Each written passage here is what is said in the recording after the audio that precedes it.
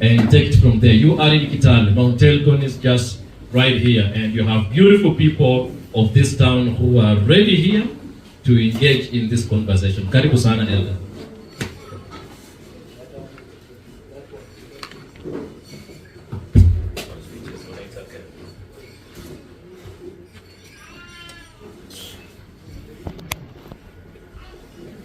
Hello. Good afternoon. Karibu. Is that okay? Did I say it right? But you all look suspicious. Karibu. Karibuni. Oh, me and Mount Masese. Habari zenu. Okay, nice to see all of you. I'm honored again to be here with you. And the journey that we have started did not start with us. We are continuing from where Pan-Africanism started.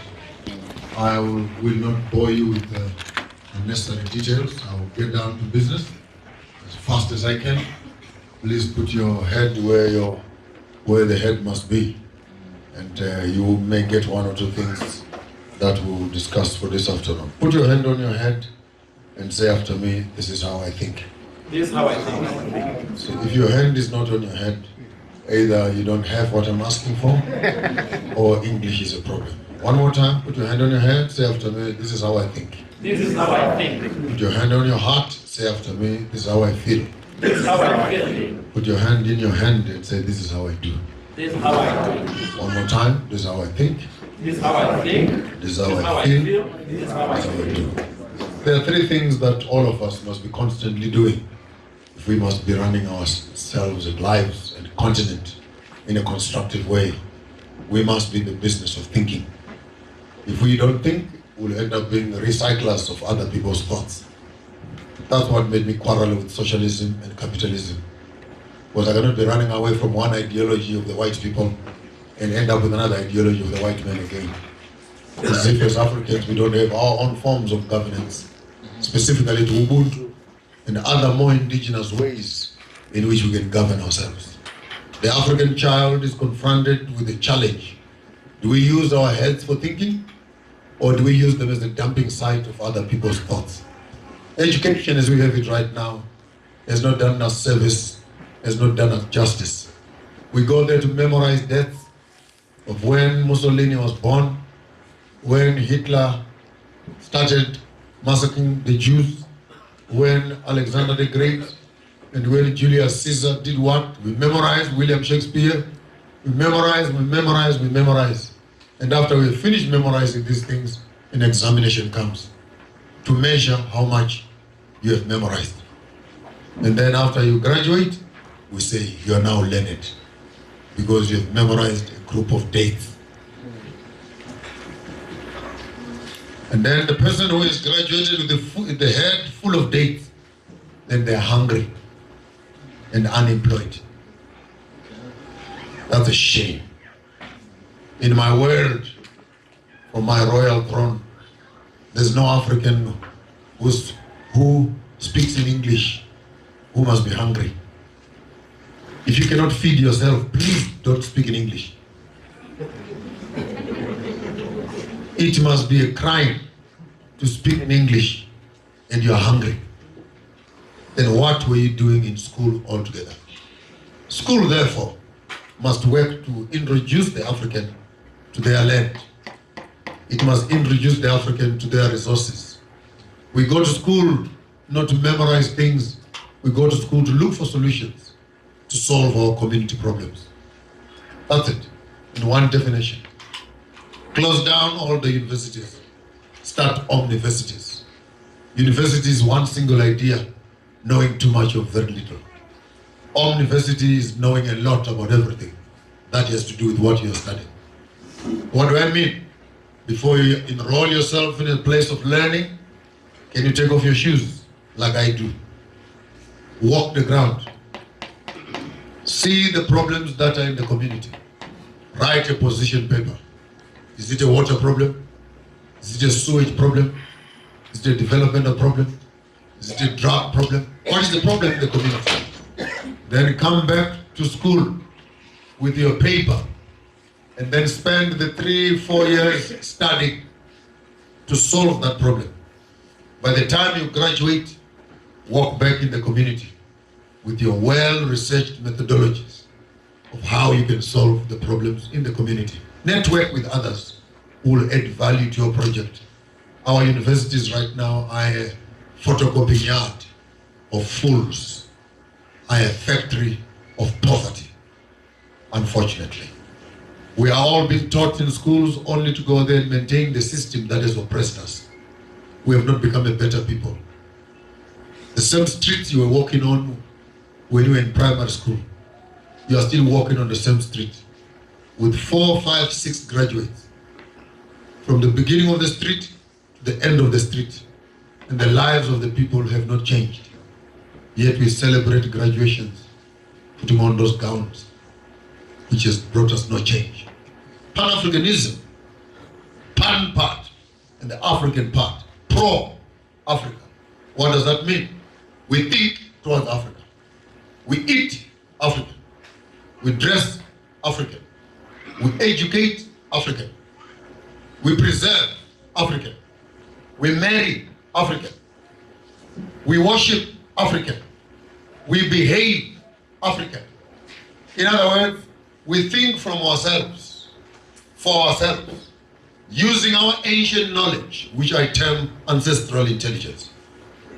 Not artificial, ancestral intelligence.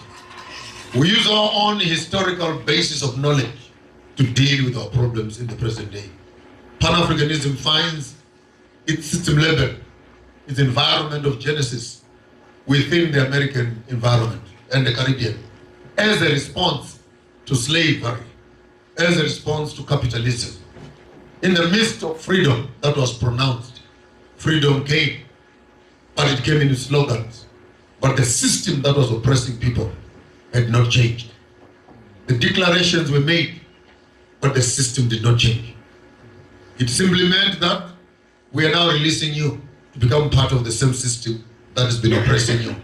It is recorded in history that even after some slaves had been set free, they still walked back to their masters to seek for employment because they did not know how to survive without being supervised.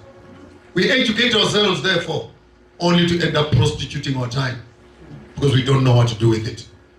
We prostitute our hands because we don't know what to do with it. And we spend all our lives complaining how little the salary is.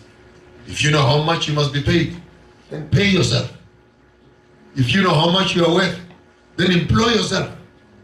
If you think that you are better than this, then get out of here and go to a place where you can find value for yourself.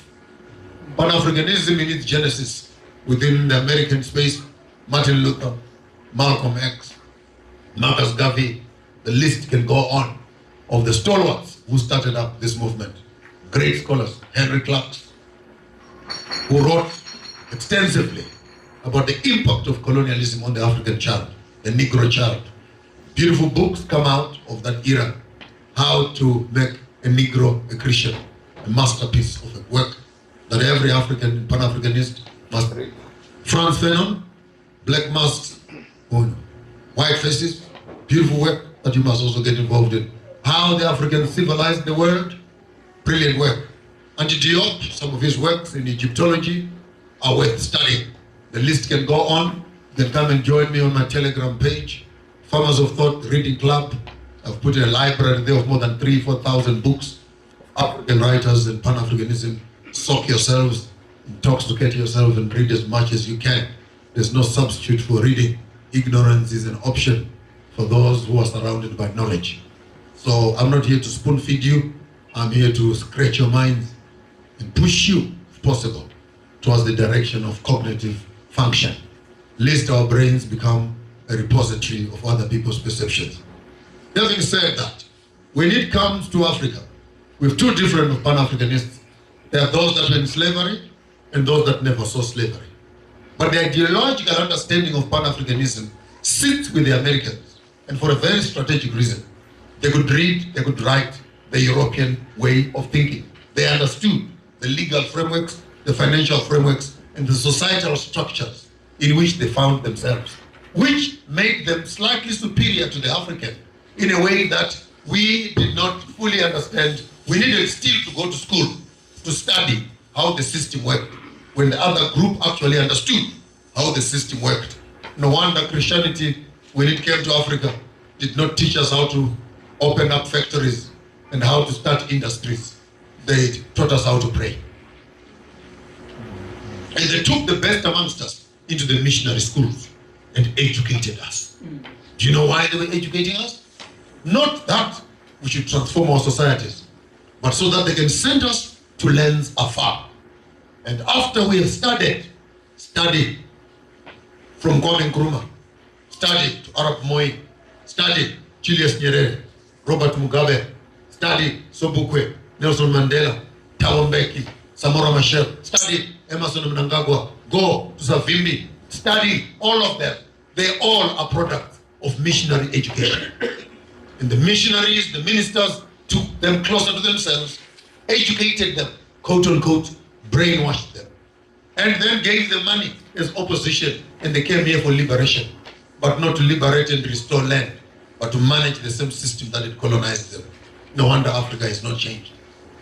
The very system they went to fight, now they are custodians of the same system. We talk about corruption, but they were taught corruption from primary school and kindergarten. What do you expect? Their worldview of the values of what a successful man is are not African values, but they are European values. What does colonialism do? Colonialism takes you in your authentic self, introduces you to foreign items, so that when you make money, you patronize the same system that destroyed you. I give you $1 million right now, and they say, this is all yours. I bet you, if you can go back to the village and open a waterworks for the people. No, you buy a house in Nairobi, you buy a car, a Bugatti, you buy a helicopter, you go to Dubai, you go to Paris, go and buy brands and etc. In less than 2 weeks, if you're lucky, that money will be finished. Because your entire worldview of what success is all about, it's about you buying things instead of improving yourself. I have a Rolls Royce in my house in South Africa. Even if I take a dog and a pig and I put it in that Rolls Royce and I send it into Senten, one of the most expensive pieces of land in Africa, and it comes back to my house, that Rolls Royce will still be carrying a pig. Because a pig does not become a human being because it's sitting in a car. If you are cheap, you are cheap. Even if you are putting on a Dolce & Gabbana, we are putting on a Gucci, we are putting on a YSL, we are putting on a Chanel. If you are bankrupt in your heart, no amount of clothes can cover your shame. If you have no morals, no amount of perfume can close the stench of your foul character. Therefore, internal values are much more important than external veneers. Why do we spend time on the cosmetic looks of ourselves instead of the internal character and the internal furniture of our heads? The young people of our time, therefore, need to sweep the corridors of their thinking, need to go inside their emotions and cleanse themselves from colonial appetites, which have deprived us, reduced us from animals and ID numbers, mere people who are appearing on legislation, legislative frameworks and papers with no value at all. If we have to talk about Pan-Africanism, therefore, it is the restoration of the African child. It is rebooting ourselves to our factory settings. What are these factory settings? It is what we are without them. It is what we were before they came. Or are you saying that we must be barbaric and we must be pagan? Are you saying? I saw one of my old mamas there. Can one of my mamas come there? Yes, you with the cell phone. You come, you come. Are you saying we as young people, come. We as young people, we must actually go back?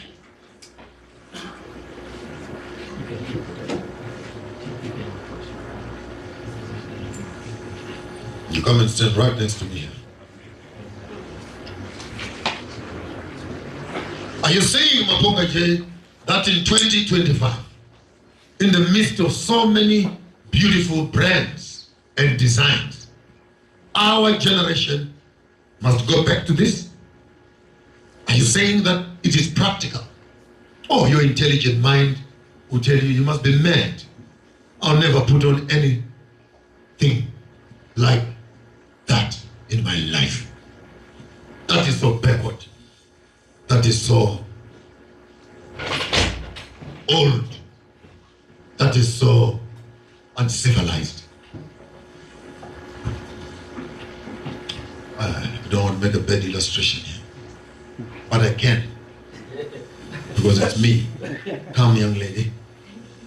Unfortunately. But please don't take it on her after this year. Don't tell it her. I want you to get this illustration once and for all, so that when you are sitting with intelligent people, you don't sound like a fool. Here is old mama dressed up in her skin. Looks old, but very nice. I love it. Here is a nice young lady dressed up in a modern clothes. Number one, Pan-Africanism will teach you to be intelligent and smart when you are making assessments. So what is this made out of? This is made out of a goat skin. Are you with me? This is natural. This absorbs sweat. This is not just a dress. This can also be a blanket. This can also be a word for carrying water. This is also a raincoat. And this is organic and natural to the skin. Contrary, don't even look at the lady in front. Look at yourselves. This is made out of plastic. What is plastic made out of? Plastic is made out of oils, rubbish oils. After they've taken petrol, what. That slime that remains, that toxic slime. And they take and process that, and they make polythene, plastic cups, plastic chairs, and they also make clothing out of it. This is a chemical. When she gets hot, the skin absorbs the sweat. When she gets hot, the plastic is absorbed into the skin. Can I go deeper? Then ladies, we put on bras, plastic and silicone. We put on underwears, plastic and silicone. We put on those Chinese pads, plastic and silicone. Let's go and meet in the hospital a few years later. This one is still okay. This one is talking about breast cancer, cervical cancer. There are some researches where even silicone is leaked into the bloodstreams through those little beautiful things of yours that you put. And whoever told women that their breasts are for cosmetic use, I think messed up the whole thing. This is why you find modern women breastfeeding their men and giving their children plastic milk. Oh boy. And you wonder, and then to make it worse, to us as Africans, it has never been about cosmetics and looks. Breasts have never been a sexual issue. They've just been a feeding station for children. Full stop. It is with this modernity, where nudity and other things have been built into the system, that when we look at women, we've now commodified them, instead of looking at them as our mothers and our sources of life. So in as much as you can say this is backward, and this is modern, in terms of health benefits, on the onset, she is healthier than she is. She is healthier than you are. I'm not saying put on skins. I'm saying go back to this technology. Find out how this is made. Can you improve on this and come up with modern clothes that reflect what we were coming from in the past and that we can take together with us in the future? Instead of glorifying this when we are condemning this, when in fact what we are condemning is much more healthier than this. There we go. All beautiful young men drinking some Coke. This is modern. I wish I had a bottle here of traditional brew. Which one would you drink? Nah, that is too old. No, this is nice and sweet. This young man, if he goes on at this pace, by the time he's 29, 30, he'll be peeing on his shoes. When a young man wakes up in the morning, 12 o'clock or quarter past, not half past. But tell me what this does. No, we are all grown-ups here. There's nothing to hide. If a young man like this, you find that he's peeing on his shoes. He's not even married yet. He's not married yet. But his tools that he will need in the future have for years already drunk all of them. Vandalized the system. And this is civilized. This is uncivilized. There we are, with ladies struggling with obesity. All flesh hanging on the wrong places. Why? Kentucky, KFC, fried chicken, pizza, and what and what. This is civilized. And those that are eating traditional grains, they are uncivilized. Who is healthier? At the end of the day, I have fibroids. What do you think we're eating when you're eating food that is not roughage? Medicines. Oh, this is primitive. This is educated. You end up drinking things that cause more diseases than solutions. By the time the problem is fixed, you've created 6 other problems. The liver is no longer working. The kidneys are failing, and etc. But the headache has gone better. Are we saying that our forefathers were primitive and the white man is educated? Oh, listen to the scholar. The word pharmakia. Please take a seat. And of course, I would have taken more time to talk about the cosmology, the science, the language, the diet, the colors of the rainbow, and etc. What do all these things mean when she's putting on them? She's connected. She will know how to eat red, how to eat blue, how to eat white. Is this not a dietary pattern? And the trees that are in the forest all have these colors that she's putting on. So when she's harvesting food in the forest, she knows what to harvest and what not to harvest. And all these colors that you see are linked up to the members of the body. And when you know how to read the language of the ancestors, you may preserve the foolishness that lingers in your head. They were here thousands of years before you came here. Don't try to look intelligent. If you don't know, you don't know. Keep your door closed when the lights are off. Darkness will always come out through your teeth. Our forefathers were more educated than we are. Take your time to study and learn the ancient ways. You may find wisdom for yourself. I thank you. I thank you. Put your hands together for this one here. So Pan-Africanism for me is not just an ideology where people come around and they do quotations of civilization. Oh, sorry, your microphone is somewhere there. When they do quotations of civilization, that's not good enough for me. Pan-Africanism for me must speak of a big word we call indigeneity. We must find our place of origin as Africans and then do our politics from a point of knowledge. So I'll take you through the very first lesson in Pan-Africanism. This is my own interpretation. I'm holding in my hand here an ancient tool which I received today. It's made in the modern times, and I got it this morning as a gift. But if you don't know, you don't know. You may just think it's a tool. But me being a spiritual person, I can read the language of the ancestors on this tool. So the first thing that I saw when I saw 3 things. 1, I saw 2, and I saw 3. Can I take you through? Please. First thing we're confronted is the illusion of time. The illusion of? Time. Come one more time. The illusion of? Time. Time comes to us in 3 forms. The past tense, the present tense, and the future. In fact, the past connects us with the ground, from whence we all come. You don't walk with your walking stick like this. You know. It connects with this is where we all coming from. The present is me. We're standing with you right here. The future.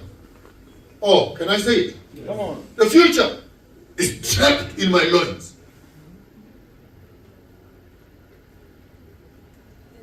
You may not see it, but it's present. Me as a man, I'm a connecting cable between the past, responsibility, the library of my ancestors. Check the ground before you fertilize it. Women are the first to understand this. Every man must have 2 wives. 1 is not enough. The first wife is land. Second wife is the one who makes you children. Get the first wife pregnant first. Then the second wife can eat. And women, when you get married, don't marry the man. Marry the first wife, the estate. I'm talking alone today. I'm talking alone today. Am I moving too fast? Don't marry the man. Marry the estate. Because that which you carry must have an inheritance in the ground. If a man does not have land, he has no permission to reproduce. Lions walk around the bush.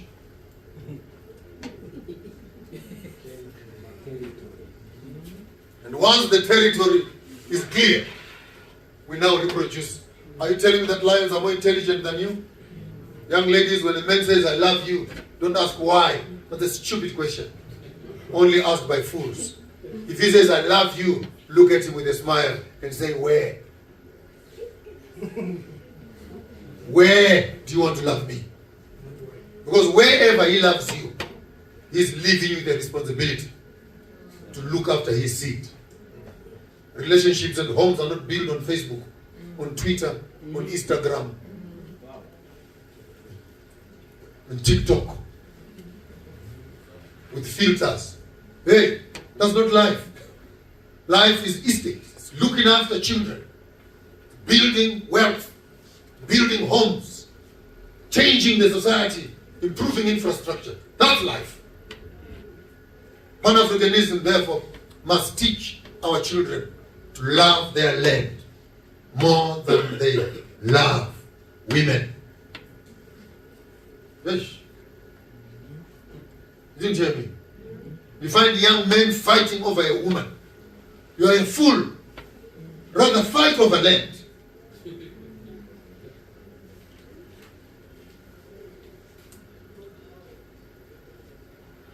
Time is in the past.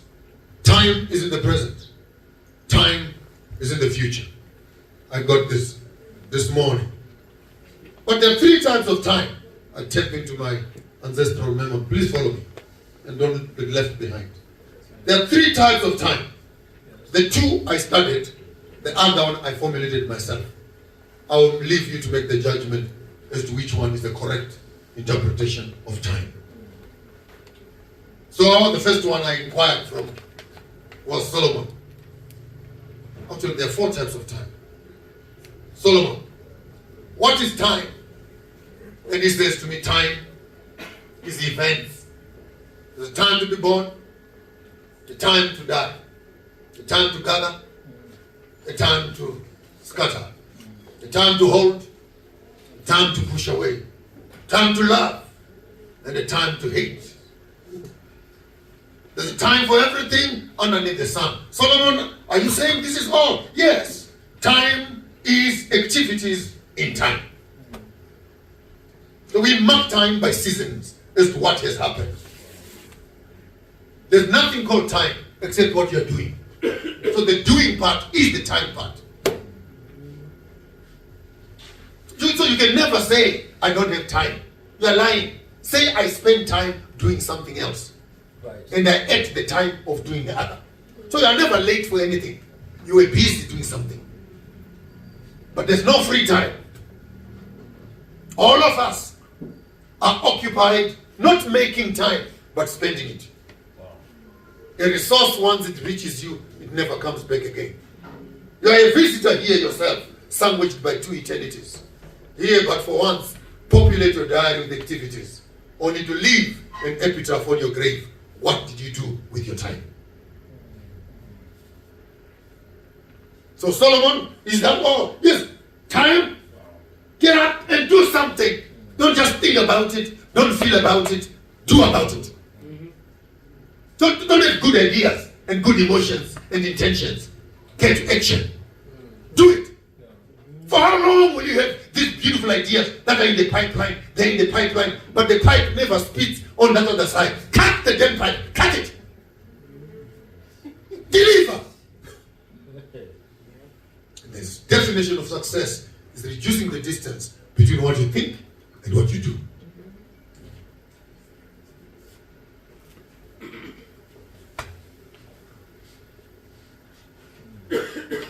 Then I meet Plato and I meet Aristotle, who are all products of Hellenization.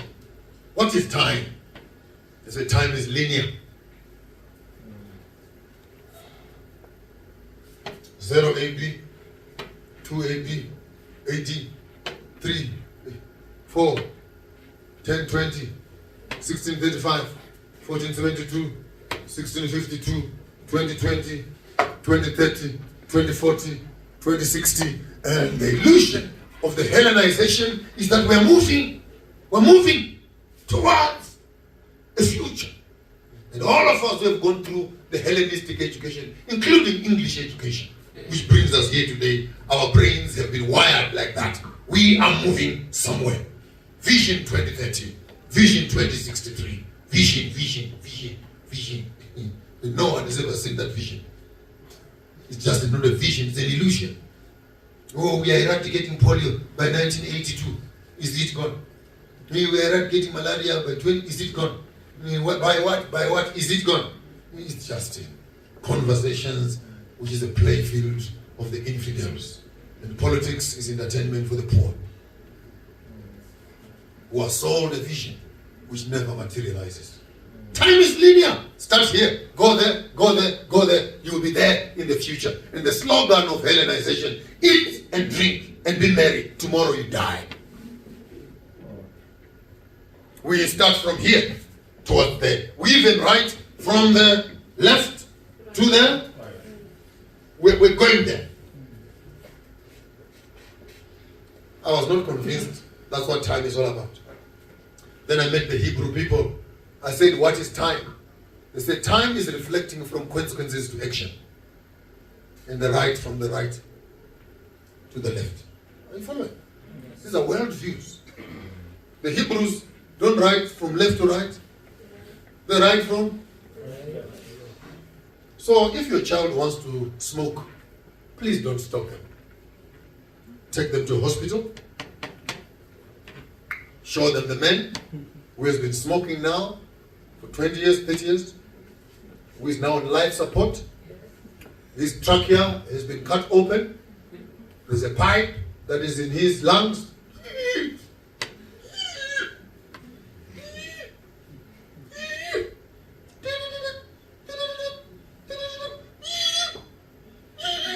And you look at that man and say, boy, look. Then you tell him the CV. See, this man that is here has been smoking for 25 years. When he got to hospital, he was now smoking 32 cigarettes a day. Yeah. Sit here. 20, 30 minutes to an hour. The boy must be traumatized. He must see that. When you leave the shop, please buy him his first packet of cigarettes. Young boy, I give it to you. As long as the one who is doing the action knows the destination, those decisions are safe. Oh, these young girls, I got a new boyfriend. Don't stop them. Don't stop them. Just take them with you to an orphanage and a juvenile center where young girls are pregnant. Tell the owner of the shop, I'm renting out my girls cheap labor for the next 1 week. Please look after them. I'll come and take them home every evening at 7. Drop them there at 5 in the morning. Let them see other girls who got pregnant, who have stopped going to school. Let them learn what it is that these WhatsApps and Facebooks can do. Let them experience it. And then the next week, tell them, my girl, I don't mind. Go out and come back at any time. If they don't get the lesson, take them to the hospital. Show them the HIV. Show them other problems. Show them, if they don't get it, take them to the abortion clinic. And see some young girls trying to do abortion and their offer is getting removed. And show them. And after someone has knowledge, that person is free to make a decision. So the Hebrew mindset says, I might not know what is in the future, but before I do an action, I need to go to the destination, to the conclusion. And when I know the conclusion, I can justify the action. So instead of moving from cause to result, we start with result. It's a whole change of mindset. Don't tell me that you are studying to become an accountant, yet you have never sat in a house where there are accountants. You don't even know what it feels to be an accountant, yet you are looking forward to become an accountant. You want to become a doctor, yet you are scared of blood. You have never been there where they are cutting a human being. Where are you going? Get to experience and then come to learn. You start from left to right. It's high risk. You start from right to left. It's the reflection and accountable. If you find your boy smoking 2 weeks later, don't worry, madam. You've done your part. If you're a Christian, just kneel down and say, in your hands, I commit your spirit. If she knocks at the door at 2:30, half drunk, mommy, open the door. Just take her, clean her up nicely, put her in a bed. Say, may the Lord of grace look after you. We'll be meeting you in a few days from now. It must be clear. And when you come to political conversations, I feel like our politicians did not move to the future that they wanted to bring to Africa and experience it and then come back here and take us there. That's why there's thuggery and corruption within the system. Because they all believe in the Hellenistic thing, that things will be okay. Things will be okay. But how? No, somewhere, somehow, we will make it. But no one has the science. Can you give us the formula? How are we going to get there? Even the leaders amongst us, the best amongst us, they don't even know what systems need to be adjusted and changed in order for them to deliver the Africa that we want. So time is not only linear. Time is not only from left to right. Time is not only activities from right to left. I was still not satisfied. Then I continued to Confucius in the East, in Indian mysticism and Buddhism, and I asked them, what is time? I said, no, I don't know what Maponga J. Solomon did not answer you well. Don't worry. Hellenistics and Aristotle was not clear. Don't worry. Don't worry. The Hebrews and the Hellenization were not clear. We have a proper time is cyclical. Time is cyclical. It's zodiacal. January, February, March, April, May, June, July, August, September, October, November, December, January, February, March, April, May, Monday, Tuesday, Wednesday, Thursday, Friday, Saturday, Sunday, Tuesday, 1 hour, 2 hours, 3 hours, 9 o'clock, 10 o'clock, 12 o'clock, 1 o'clock again, 12 o'clock, 12 o'clock again, 1 o'clock, 2 o'clock. And we think, and they even make the clocks into circles. Only recently did we begin to see square watches, but they are real old ones. Because all this zodiacal sort of. But tell me that 9 o'clock today is like 9 o'clock tomorrow. Tell me that tomorrow at this time you'll be here doing exactly what you're doing.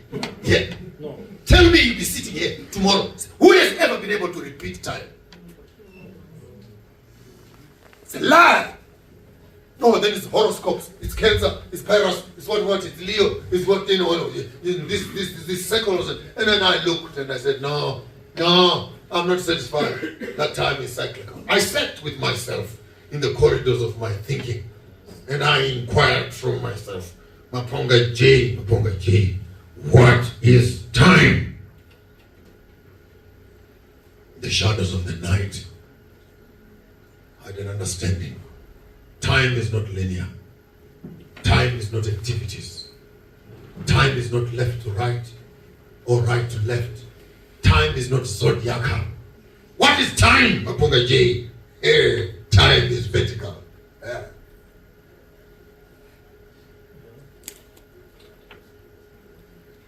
Yeah, I submit to you, ladies and gentlemen. Time is vertical. Hear me now. There's no past. There's no future. No one has ever seen tomorrow.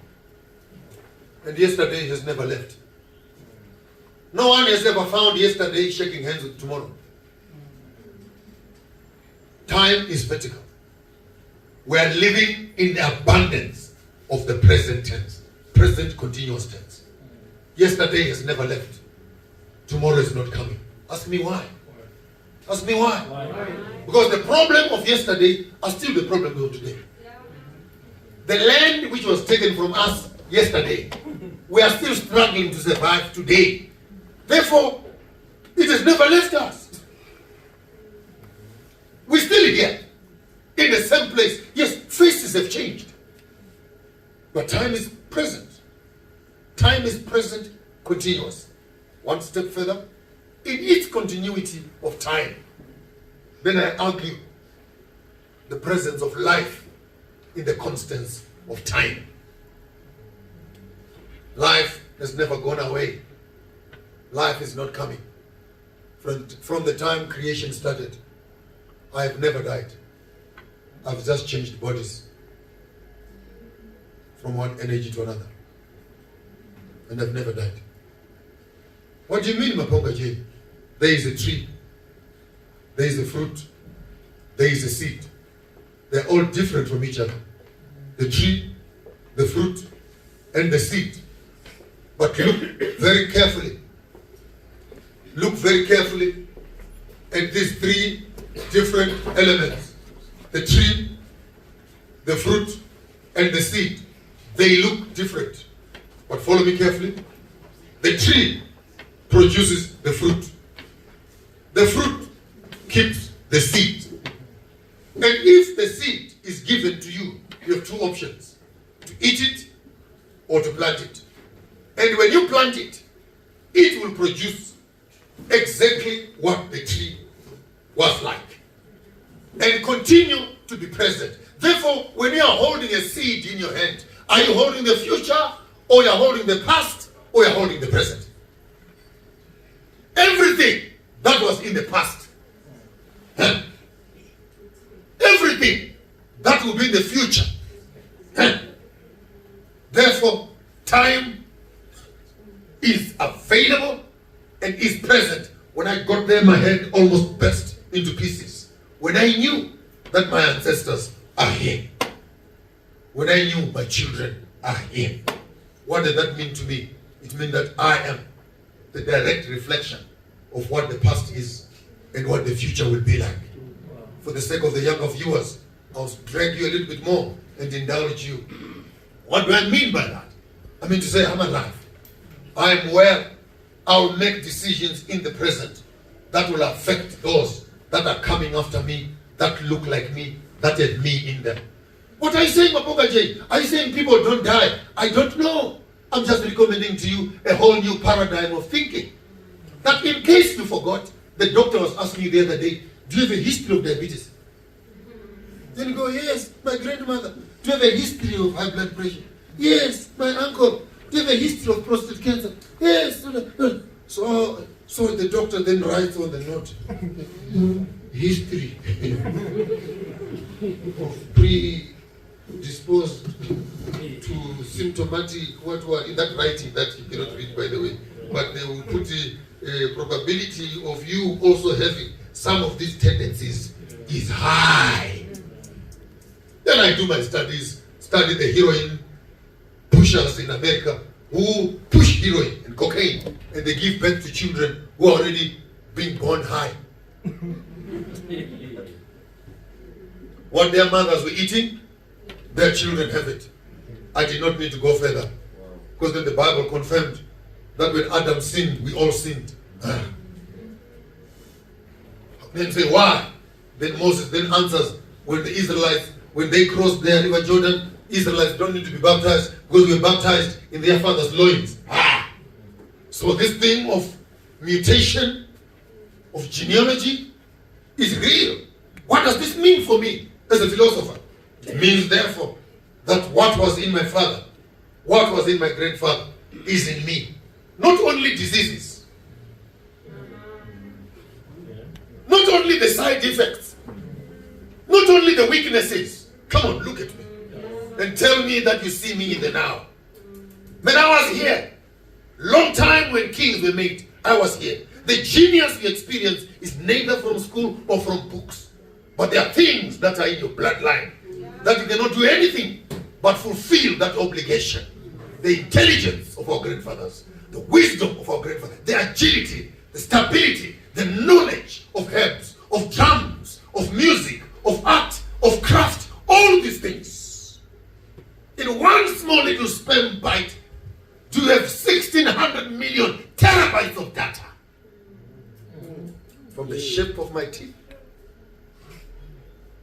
to the style of my beard, to the shape of my head, the coarseness of my hands, structure of my body, even the color of my eyes, twists of my ears, the bending of my toes, all that detail, the complexion and the hue of my skin, all that information was sent.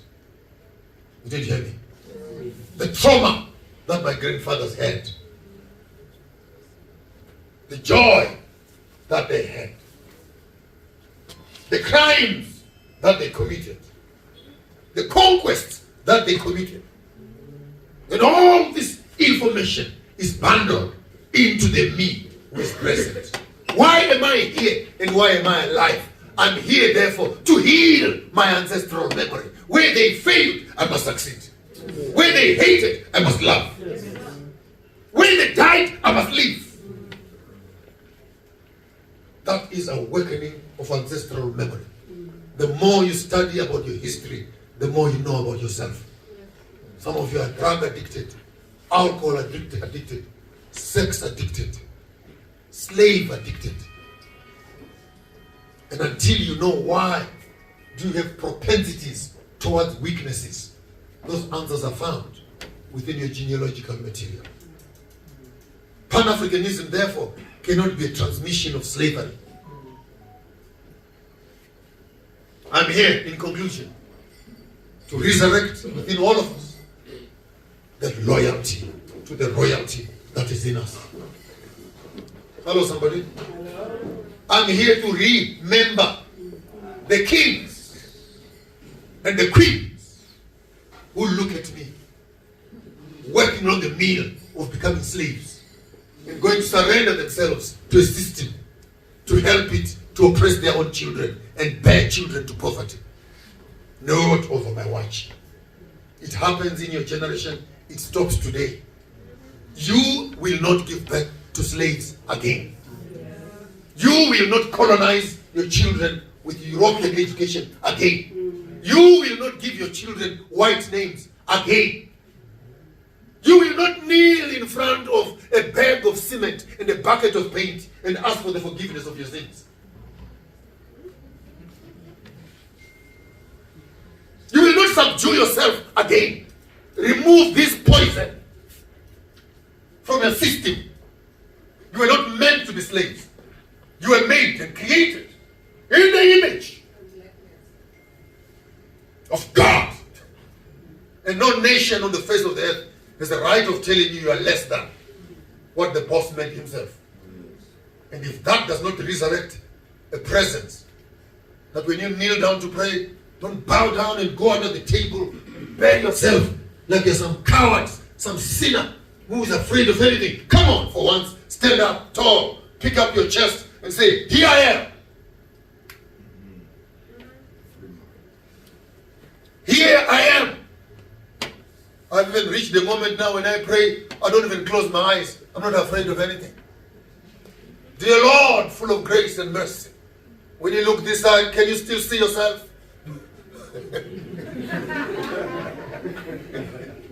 Do we have business to do today? Is there a place where you want me to go and manifest your goodness? Can we please go together? Walk behind me for protection, above me when it gets too hot. Clean up the road while I come over there. It has changed my worldview. I don't know who I'm talking to, but someone in this house needed to hear this. Oh, yes. That you need to walk around with your tail between your legs, always being told you are sap of everything else. We cannot constantly be talking about Pan-Africanism in the armpit of we were slaves, we were killed, we are alive, we are here. In the now, what decisions can we make to transform, to change that bad part of history into the future that our children can appreciate? Put your hand on your head. This is how I want you to think. No, you can't say like that, like failed primary school. Now you say, this is how I think. This is how I think. And this is how I now feel. And this is what I'm going to do. And thank you.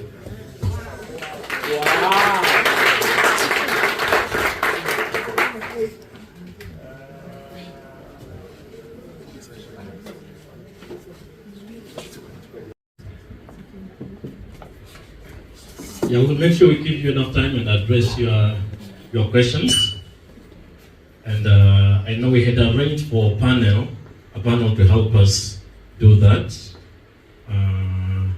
Okay, thank you. Thank you. Nancy will help me when you need any help anywhere. Okay. Now, from what Elder Maponga has spoken to us about, if you have a question about ancient knowledge system, how it was, how it is now, and how it should be, and you want to, yeah, you just raise up your hand. We bring the whole architecture of what is in our makeup now. How do we preserve such?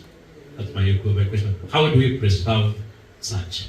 And then now, if there's anyone else with a question, we just raise up your hand and then we get a microphone to you. Okay, is our brother behind there?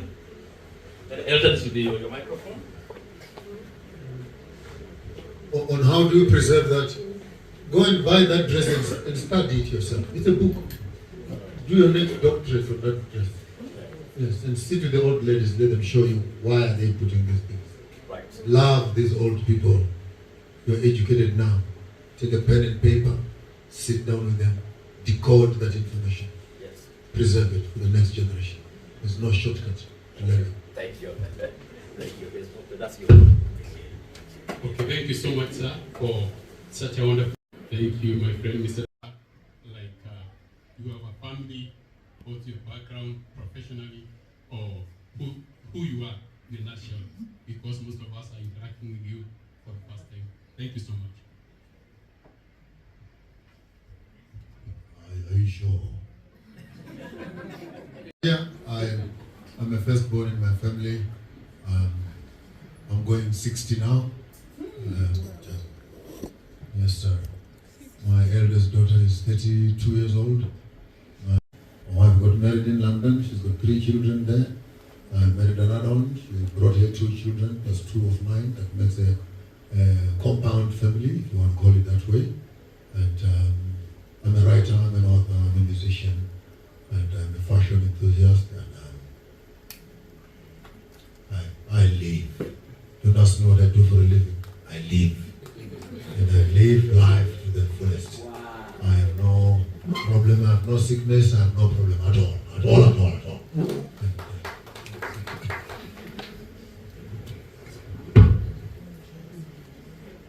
There's a microphone with him. Where we need to reinstitute. And by the way, while I'm saying that, I must be quick to remind you that there's no government official who falls from the sky. They are all products of our homes.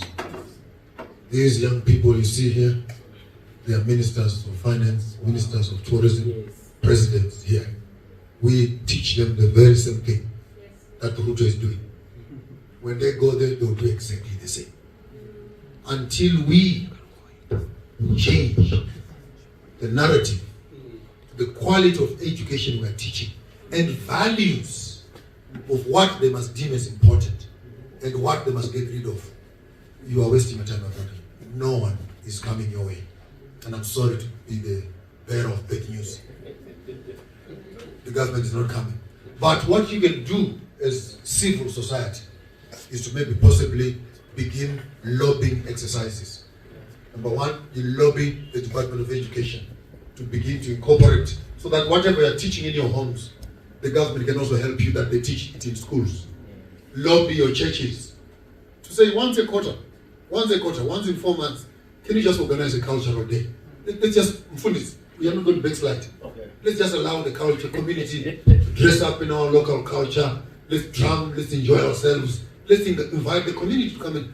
You pastors, relax, man. Relax. Don't make it tight. Don't just. So we need the civil society to begin to allocate time in terms of celebrating our culture. As such, we could begin to influence our movies, influence our music, influence our education, influence our religion. And I hope that somewhere in the abundance of money, maybe a cultural center can be built where rites of passage for young boys and girls can be taught. Maybe, just maybe, if you're a radical leader like myself,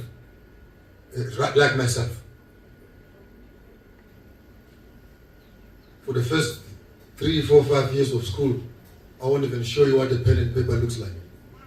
Know yourself. Know yourself. Who is your mother? Who is your father? Who is your grandmother? Who is your great-grandfather?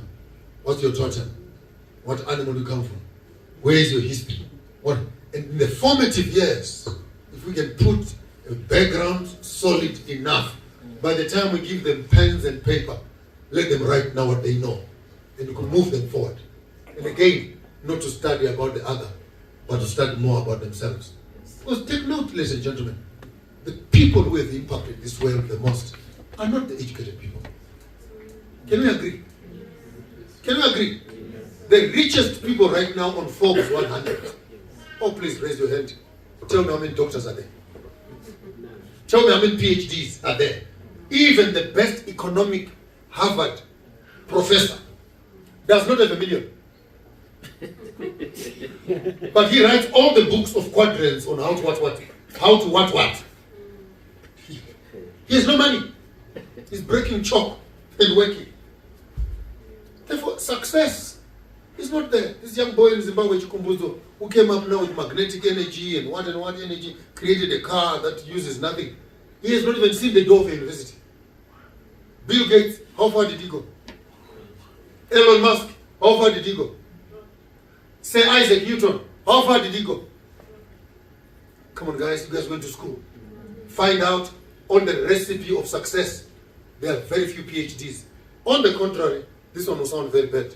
The most successful countries in the world are non-Christian. Yeah. Come again. I know it's painful. The most successful countries in the world are non-Christian. Ask me which is the richest of them all. Ask me which one. Which is the richest nation? Which one? They're the Jews. They have God, but they refuse Jesus. And their God is working for them. You with your Jesus, you're struggling. Maybe we need to throw away this Jesus and accept the Jewish one. Because it looks like the God of the Jews is really looking after his children. While his son, his only begotten son. But that's for theologians. And it might sound too political. But in the midst of getting excited about theology, we must not forget that theology does not bring bread on the table. Innovation, creativity. All church communities must be centers of transformation rather than centers of indoctrination.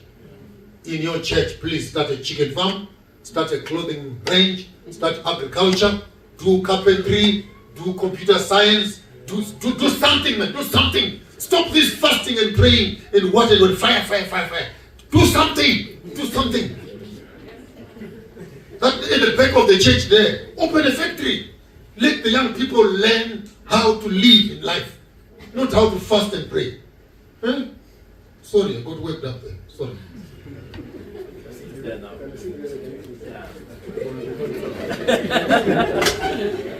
They were your age, but they were willing to make a sacrifice, which you can't make as young people. Number one. Number two, the very system that we are looking at, with the arrogance that it has, you tell them, I've spoken to you now, it will not be the same again. I don't come here representing myself. I come here representing the spirit of the ancient that resides both in me and in you. Remind them, please, tell them that at your age, you fought the white man with no guns and you won.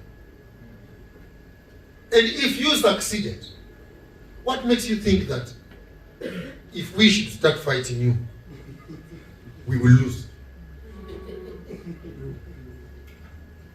But again, while I'm saying that, it is a colonial strategy to put a gap between the young and the old. Success, according to me, is when the wisdom of the old people is married to the energy of the young.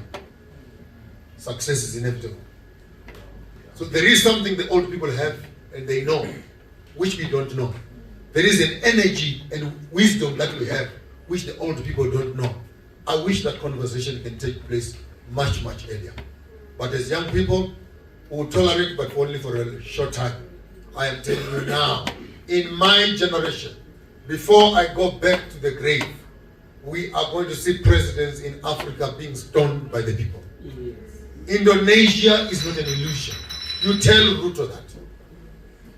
Tell Hakainde, tell Nangako, tell all the presidents in Africa that the luxury of presidential guards and the what and what, when the cup of iniquity reaches its maximum, those palaces and mansions they build for themselves will be in ashes. Wisdom must speak. Foolishness must take the back seat. When the young people still want to talk, please listen. I wish this one must go on camera and cut it right there. When the young people still want to talk, African presidents, please listen. Because a time is coming when you will want to talk and they don't want to listen. We negotiate with them in the abundance of patience, and let us not overstretch their patience, which will lead into anarchy. I hope that makes sense. Which speaks of our definitions of success. We need to go back. I love something about African culture. Allow me to get excited a little bit. I love something about African culture. And I speak this because I know I'm in Kenya, and you will understand exactly what I'm saying. When young boys go for initiation, or the gentleman or the men go for initiation, and one of the men dies during initiation, the group that went with him for initiation, one of them must actually look after the wife. Okay? Are you learning something? If one of them starts beating up a wife, the group that went together for initiation start holding the other one accountable. The relationships that are formed during initiation are stronger bonds than even brothers from the same family. Is that correct? No, I know my story. I'm not taking chances. If we could look at success from that angle, that it becomes communal, it becomes a class, it becomes brotherly. We stop competing but complementing. I think we'll start producing value chains that are sustainable. You are selling bread, you do the transport, you do the flour, you do the wheat, you do the water, you do the pesticides, you do the irrigation system, and we create this web of money. This is how the Jews have made it. This is how the Indians have made it. They will not give business to an outsider before they give it to the brother. What you receive there as contracts from Indians, no one amongst them wants to do it. So they will just throw it to the dogs outside. And we're all queuing to do that. And here we are with an economy such as Kenya. And that economy is in the hands of the Indians and the whites. Because even our governments and leaders have not mastered how that book was written, The Capitalist Nigger. How to create a web whereby if as government we say we want to have food in the hospitals, is it not our responsibility as government to identify black farmers who will supply, black millers who will supply, black transporters who will supply, black marketeers so that we create the value chain end to end. That for me, that is the real solution to African poverty. Because until you do business with government, you're still emerging. The real business is when you have a contract with the government. But unfortunately in Africa, once you do business with government, you are corrupt. And because you cannot do business with the government, the Chinese and the white people are doing it while they are shouting outside, corruption, corruption. But we cannot run away from the fact that the Chinese business is being run by Chinese. The American business is being run by Americans. The British economic empire is being run by the Lord Soames, Lord Charles, Lord what? By the British. It's only in Africa where we fear producing African millionaires from the government.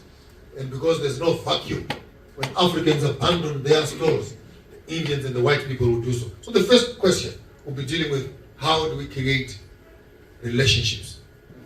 Money is trust. Hello? Money? Money is? It's not cash.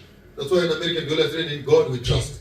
Money is confidence that we have in a piece of paper that it is worth what it is. So we needed to build trust amongst ourselves. The second question? How, because I believe. The second question? Yes. We are all a creation. The trees, the animals, even the whites. So we cannot really separate ourselves from them. So how do we, as a Pan-Africanist? I'm not going to mix my words. Take a seat, young man. Without any fear of contradiction or controversy. I think at my age now, I know my friends and I know my enemies. And if you are told that this is poison, don't ask me how much of it must I drink before I die. I'm at that level right now, where I'm not teaching white hate, but I'm teaching black pride. I don't care how they feel about that. But I also want our African children, when a white man stands here, they must also stand. That's all. If someone is offended by that, you did not hear me well. I'm not saying hate other people. I'm saying love yourself. Just love yourself. And even the black book says, love others as you love. Oh, you didn't hear me. I can almost preach there. The black book gives you permission to love yourself. Because until you have love for you, you have no measure of how much you must love the other. So when you hate yourself, you hate others also. So love for self for me is fundamental. Hence, I was doing counseling the other day. This young guy and young boy and girl come to me for counseling. Boy is from Angola, the girl from South Africa, and the daughter is one of the pastors I was working with.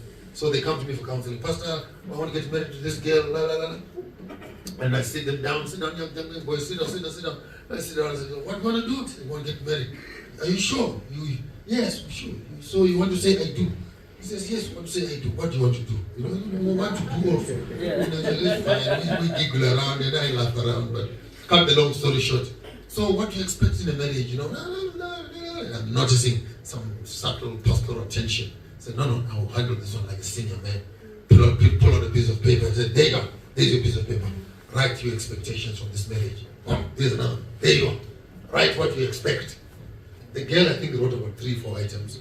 No, she wants a future. She wants a commitment. She wants what. Hey, the young boy wrote front and back.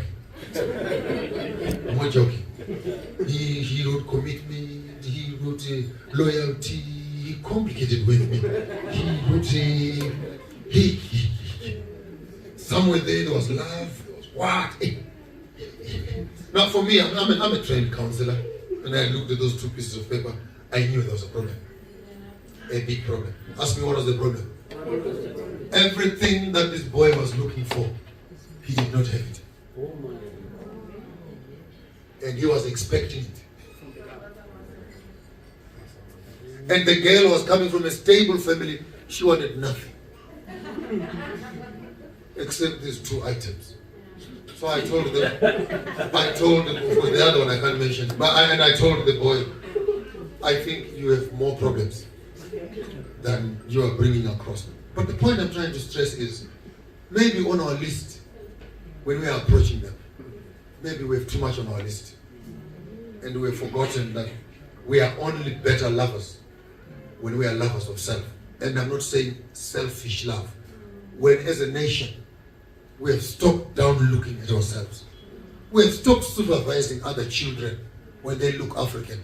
We have stopped laughing at our grandmothers when they look like that. We have stopped spitting and scorning when, I do this deliberately to offend you. So I will walk barefoot. I will take off my shirt and I'll walk in. And you do me nothing. Not for anything. In all honesty, I think I have money 3, 4, 5, 6 times better than most of you that are here. Not that I'm being proud, but I've worked and I know what is in my bank account. What? For what? What is that worth? Is my value found in my bank account? And if you find me walking on the street, will you not think that I'm a hoe and a vagabond? But who cares? I'm not worried about how you think I look. I'm worried more about who I know I am. And dare you try me. I'll show you flames. But true value of self, I think it makes us better citizens in this world, and we can impact other people, not just with words, but with lifestyle. And I was saying to my host here, if all things are equal, I mean, if I want to go and sleep in the mountain there on Thursday, I'm going to sleep with the snakes there. So what?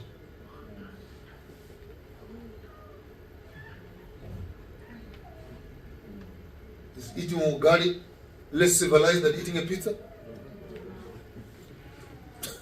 Is walking barefoot better than putting on shoes only to get home with smelling feet?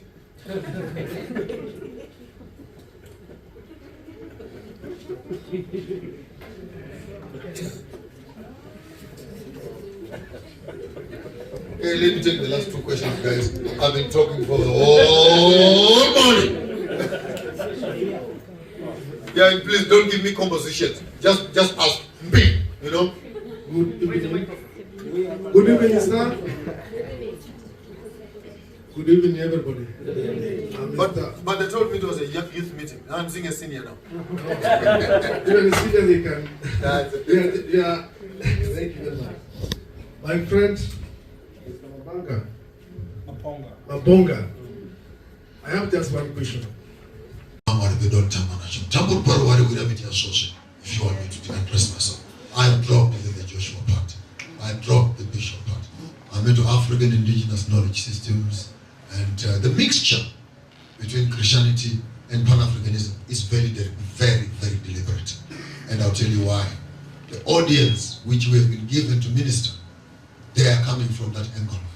I can push, he knows better, I can push this whole thing to the extreme left of African indigenous knowledge system.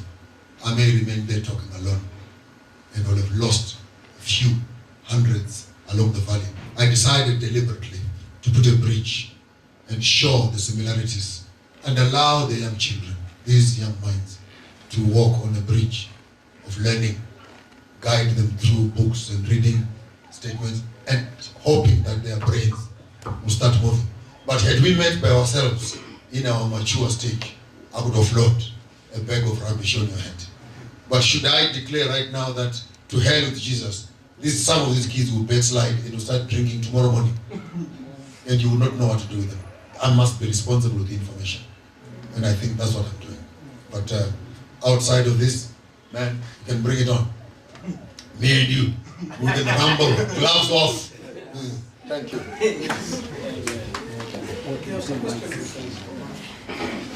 The last two, black text and poverty are a creation of colonialism. They are not natural with us. There's no African child who is born poor. Poverty is created. Can I give you a secret to start with? Some solutions. My real title that I love above all other titles is the title of the Watcher. I love the title, which allows me the latitude of looking at ancient sciences, modern contemporary lifestyles, and future generations. Some of the solutions, my young men, to the issues of black text are found in the culture which you are running away from. I'll just give you one. It might not be directly related, but if you hear in the context in which I'm giving you, and you can multiply a few of them, including Lobola and other things. I'm sorry you missed the last session where I'm coming from, where we actually went to town on what is dowry in the true African context, whether it is selling women or it is an insurance policy. And I think those who were there, please find yourself one of the old people who were there. They may give you some few extra notes. But let me add on to those notes for those that were there. When a child is born in the family, and I'm using my own Southern Kingdom sciences. Remember, African knowledge systems are deposited in each culture. Right. You can never say my culture is the perfect one. We do everything perfectly. You're wrong. Because when we were moving away custodians of various elements of culture went away with it. And those that remained some. And when they got there, some moved away with it. But when you put a few of these cultures together, you may begin to see some similarities. And if under a good study, with a good mind, you may actually consolidate and come up with the most likely middle ground. So I'll give you one. In the South, when a child is born, what is it? It's a boy or it's a girl. Everyone is happy in the house. The child is not given a name. We leave here to cool off a little bit. Then the announcement is made, a child is born. Wow. Then the aunties start coming. This one with the chicken under her armpit. And he comes and says, no, his name would be Rafiki. Oh, Rafiki with the chicken. She goes away. The other one comes and says, what was the name? He says, the name was going to be Rafiki. He says, no, Rafiki is too common. With my goat, his name would be Mpezeni. Mpezeni. A few days later, an uncle comes and says, what's the name? It's Rafiki and Mpezeni. And Rafiki and Mpezeni, how much is there? He says, a chicken and a goat. He said, nah, can't give a child such an ugly name, a goat with Mpezeni. No, his name will be Waruguru with my cow.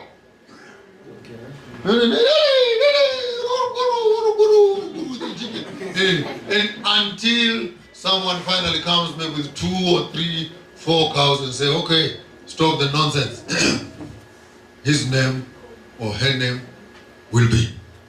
Then of course in African culture maybe one of the names of the grandmothers will be put in there. But by the time this child starts life, she's got a chicken, he's got a chicken run full of chickens, full of goats, and a few cattle to start life. Wow. Now, let's talk about black text in the context where African culture has been implemented correctly, and then show me a poor person.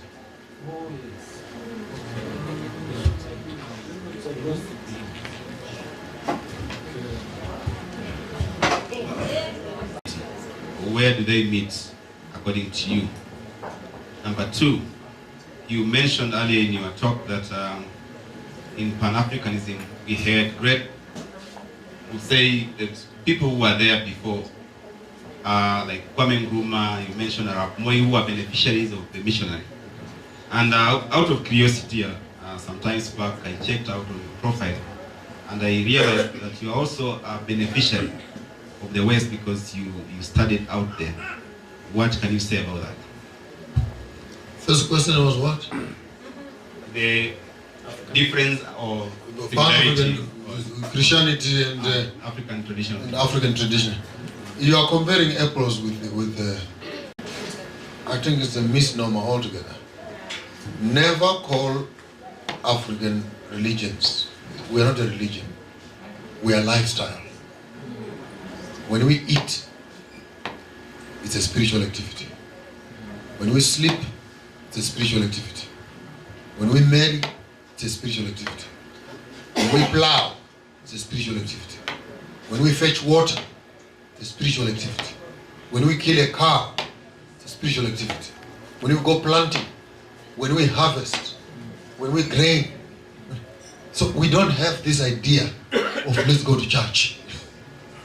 You know, like the Western world does. Then you all go and sit around in a building. Good morning. God is good all the time. All the time, God is good. Hallelujah. Amen. We don't have that. African culture, we're on a continuous expression of the abundance of grace that lives with us. And that is now punctuated in seasons where we highlight and we get more excited. As when the moon sits, the moon sets, it has rained or something else, or the inaugurations and etc. So to us, it is a continuous expression. And when you're asking where do we meet, we don't even meet. African lifestyle and modern Christianity, we don't even meet. In fact, we're in conflict. We're always crossing paths. Because within the DNA of African indigenous lifestyle is the whole encapsulation, from rites of passage to it's all, even the making of those clothes. It's a ritual. It's continuous language. Therefore, we don't have to meet, by the way. We don't have to meet. We're not coming from the same cloth. Our mottos and visions of both organizations are not similar by far. And our object and the ultimate goal are not the same. Christianity is a goal of shipping people to heaven. African indigenous knowledge system have a goal of making the community habitable. And making sure that we're living in peace one with another. In all honesty of theology, who is ready for heaven? Christians or Africans? How can you say you want to go to heaven and you're not yet repentant from hatred and anger and you're waiting for Jesus to come to transport and transfer anger from here to heaven? You hate each other, even as Christians, but you're waiting for the soon return of Jesus. Now, who is mocking who here? Who is lying to who here? I cannot even begin to speak. They don't meet. Second question was, I'm also a beneficiary of Western system. All things being equal, yes, I am a beneficiary. And I walked the path. I studied the studying. I learned what I had learned. I had my U10. And I decided I would use all the tools that I have found, not to oppress you, but to bring a different message of liberation. Amen. For the African children. Yes. I feel bad sometimes. I used to preach like some of these pastors preach. And by the way, don't get me started. I used to do this job 10 times better than some of you guys. If I should start preaching right now, I would baptize all of you by sunset. All of you. But I would not do that. So yes, we all grow, young men. We learn, and I think I'm so grateful that I took that route, because then it gave me an appreciation of the Christian space. Hence, when I begin to talk about Christianity, my heart softens a little bit, because I know what happens there. But I feel bad, because all along I was insulting these ones, who are the African culture and African indigenous. Now I must try and find my way around that. That is my conflict and my pain. But sooner or later, I think the two forms of education will sink in me, and my voice will begin to get clearer and clearer as I move. So hang around. My Bible is almost there. When I published the first edition, I've done about 450 chapters so far. Not pages, chapters. Yeah. And that Bible begins with the wife of God. Rarely spoken. A book or a Bible? If I say I'm writing a Bible, what's the problem? or you want to write a book? I've written 15 books. So if I had written a book, I would be telling you I've written a book. I know how to write a book, but I also know how to write a Bible. The gospel according to Maponga J, the wife of God. Show me a man who has come from a woman. Show me a woman who has come out from the man. Why do we call the land Mother Earth? Is it not true that Adam was taken from the earth? And if it is Mother Earth, then the womb of the earth is where Adam was residing. Yes. So men still remain as children of women. Let us make men. It is God going to the land and begin to extract out of it that which has become toxic as a man, to think that they're in control of women, when in fact they're children of the same land. What's your purpose in life but to look after your mother and look after the one who produces children after you? Can I get an amen out there?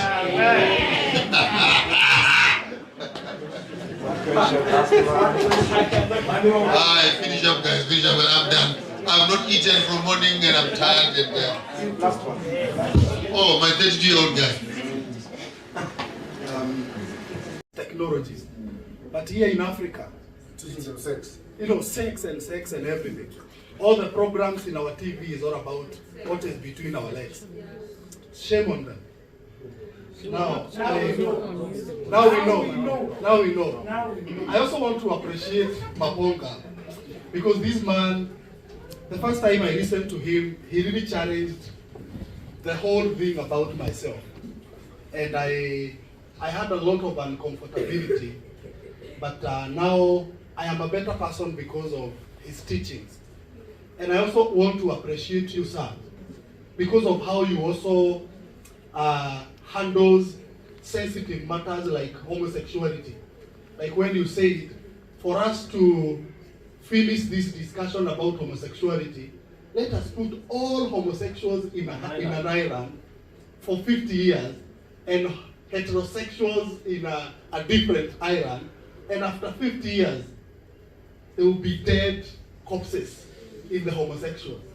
But in the heterosexual, it will be, that is so powerful. Now as I finish, I would like to encourage you. There is a bigger audience here in Kenya about the great work you're doing. And I want to appreciate this man. But I want to ask you, Dawson, why don't we take Joshua Maponga to a national platform, like JKL Live, like tomorrow? How comes Maponga is here in Kenya, yet the mainstream media they are not aware of? Nairobi here. I've written many books, about 15 of them, but in particular I would like to recommend this one here. And all those who would want copies, I would make an arrangement with my learned friend here, that Dawson, that we can please register with him. I'm also comfortable and flexible. If you as a chapter here in Kutale can open up a Telegram or a WhatsApp group where we can, all of you can be there, we can once in a while, maybe once in a week or once in 2 weeks, we can have a discussion, very organized. You look like an organized group of people. We can raise up some few questions, type them down, then I can respond to each one of them. Then at an appointed time, we can come for a discussion. Wow. So that at least we can begin to have that. But this book contains the 7 basic stages of restructuring Pan-Africanism. What are the 7 pillars on which colonialism is sitting on?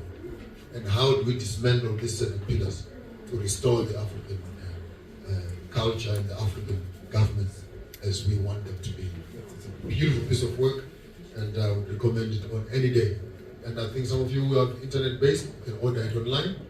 But if you want hard copies, you can also take that route. I thank you. I'll play one song for you, and then I'll call it a day.